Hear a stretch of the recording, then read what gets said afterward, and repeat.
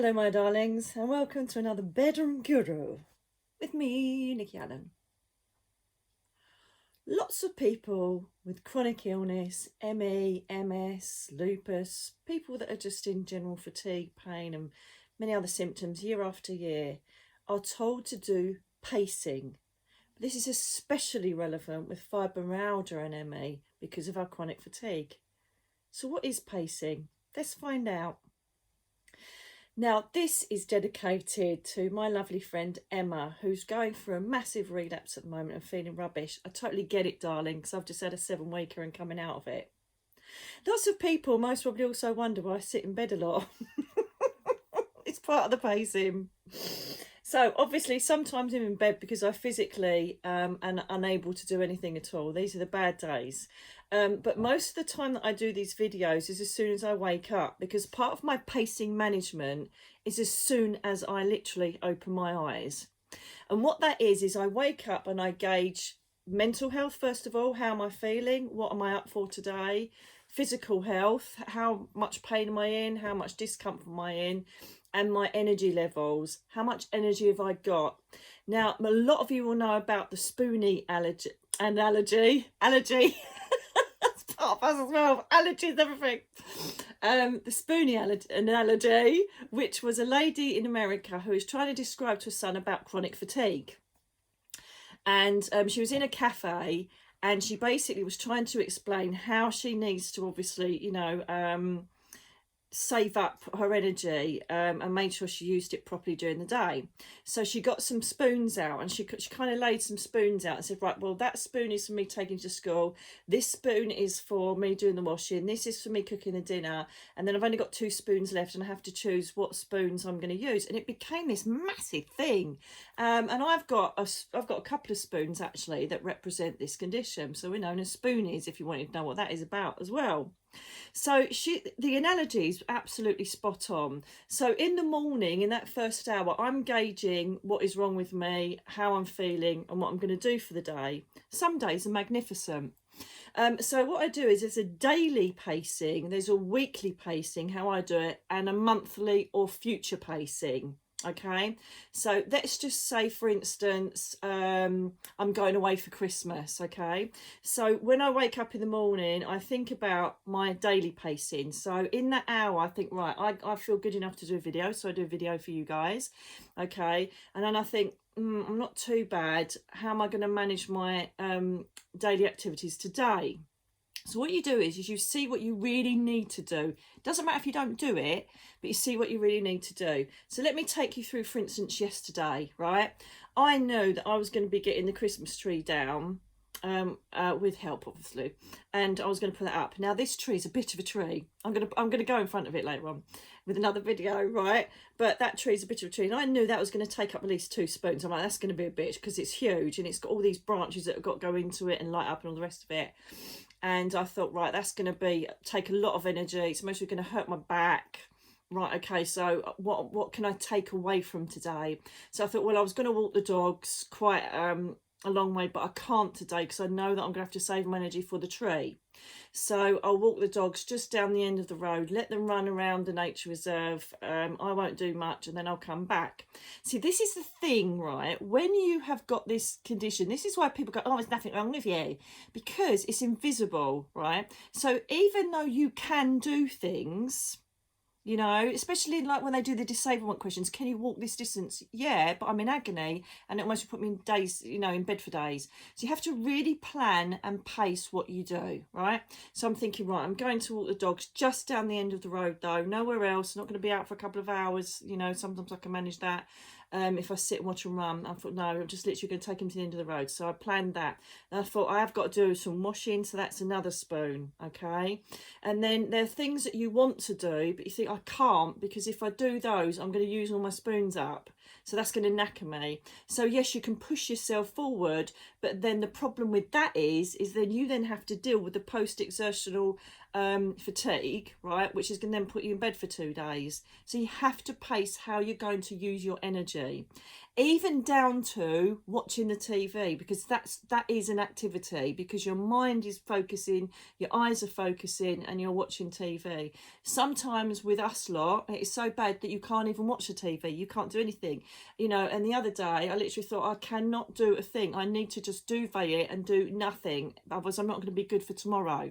Okay, so I basically decided that putting washing on, taking the dogs for a walk, and obviously resting in between. So I thought, right, I'm going to do my video. I'm going to, say if I was doing my video yesterday, but it's today. You know what I mean? Right, so I'm going to do my video, have a cup of tea, have a rest. Then I'm going to do the washing. Now I feel quite good, so I'm not going to use making the bed as an activity. So I can do that. Then I'm going to rest again, check my emails, see if there's anything I need to send, or, you know, do it for anything, for anybody, you know, like the Prism Living course, that kind of thing. Then I rest again, and then I look at, and then I gauge how I'm feeling, because I know that I've said to myself, I'm going to do the dog and I'm going to be doing the tree. So how am I feeling? I'm thinking, I'm a bit achy and I'm a bit tired. So I think, do you know what, I'm going to have a little nap. So I had a 20-minute nap, then woke up. I thought, oh, I feel a lot better now, that's good. And so I thought, right, this is my time to take the dogs. So I took the dogs, walked very slowly, extendable leads with the dogs, and then it's perfect round here because I could just sit, and they ran and ran and ran. And then I thought, well, I don't want to get too cold, because obviously we have core temperature difficulties. If we get too cold, we can't get warm, get too hot, can't get cold. So I'm like, right, I better go now. So I'm always, so it's not as if you're obsessed with this, but you're mindful all the time of looking after yourself. So I started feeling a bit chilly, so I thought, yeah, it's time now to bring them in. And so we had a very, very slow walk back. Luckily Mia walks like a blinking slow thing from Planet Slow, so it was a lovely, very slow walk, and it's all on one level here, so it's perfect where I live. I love it. It's perfect place. And then I came back and thought, right, stop, have a hot chocolate, and then I thought, right, I will do nothing now until my other half gets here and we can get the tree down from the loft, and I can just gently just put the baubles up, listen to Christmas music. And that's what I did, and it was fantastic. Absolutely fantastic, beautiful evening. And so I was so excited, because I haven't put that tree down for, I think it's like 10 years or something, and to see it all up and love, oh my god. Anyway, I'll do a video with me in front of it. But again, today, you see, was another pacing thought process, because I thought, should I do the video in front of the tree? I'm like, well, no, because you're resting at the moment, you're gauging what's going on, and you've got to pick up a chair, take it in front of. See what I mean? Every single thing that we do, people don't realise this, during the day, okay, is relevant and has to be monitored in our head to keep ourselves on an even keel. We blow it all the time. I've done it thousands of times. They call it boom and busting, where you basically just think, oh my god, I feel amazing, you get everything done, and then you're knackered again, so you're up and you're down. It is very hard. Sometimes you've got no choice, you have to do things, okay? Like I had no choice doing the shows, and that put me in bed for 7 weeks, doing 2 shows and travelling to Essex twice.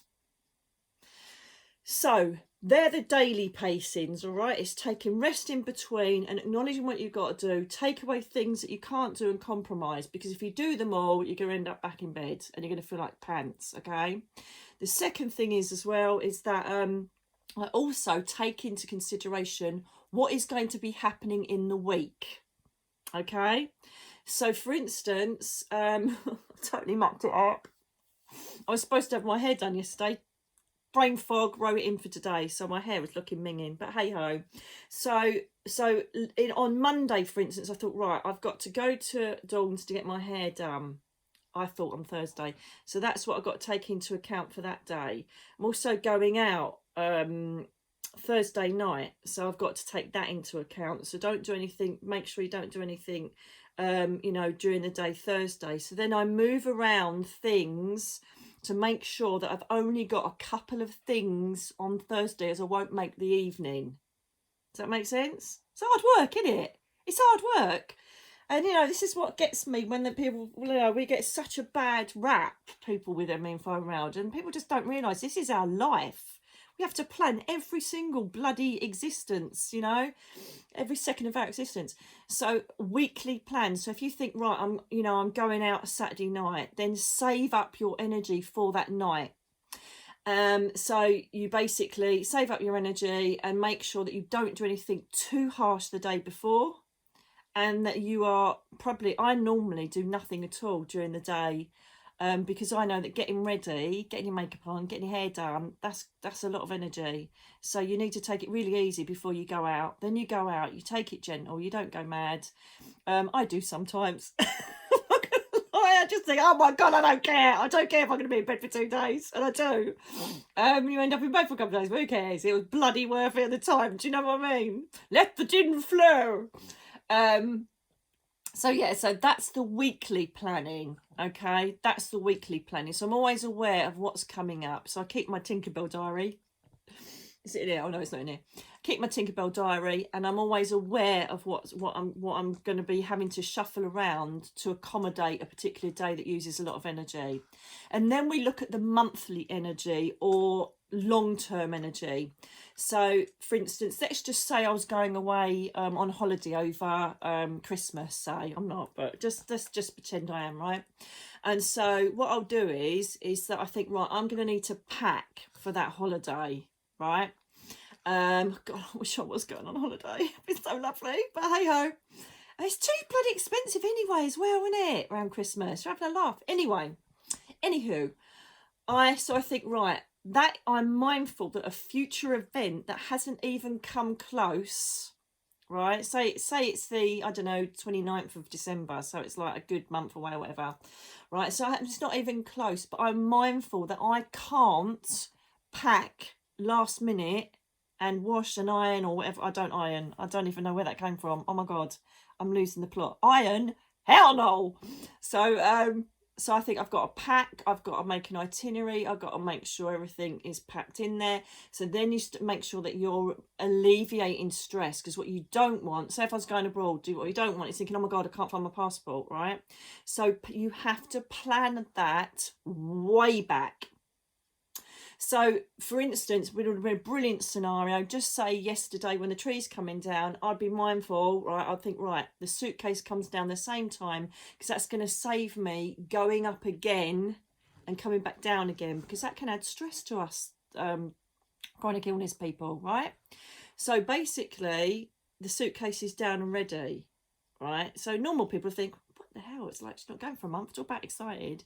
And then it's a gentle easing of, right, okay, so I make sure I put like what clothes I'm going to wear, and then stop, and then leave it, and then just close the lid of the suitcase and leave it, and make sure that it's incorporated into days where I can use extra energy to put stuff into the suitcase.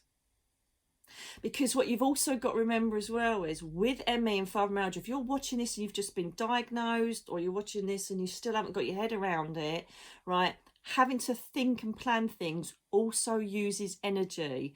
How many times have you thought, I can't even think about that? I can't even think. I just don't even want to think about it. I just want to be numb. I want to watch mindless television, or I want to lay down with gentle meditation music, or I just want to duvet because I cannot deal with the world today. Right? And so this is all about alleviating that mental stress that comes with this condition, with M.E and Fibromyalgia. It's all about alleviating it and making it pleasant for you, you know. And the other thing is as well is that, think about if you're going on holiday, for instance, I would have way back when I booked it, whether I was going to be well or not, I would have booked disabled access. So that if you are in a relapse or you are completely knackered, you've got someone to put you in a chair and whiz you straight through security, straight for everywhere, take you around the shops and take you to the plane and lump you on the plane, and you're done.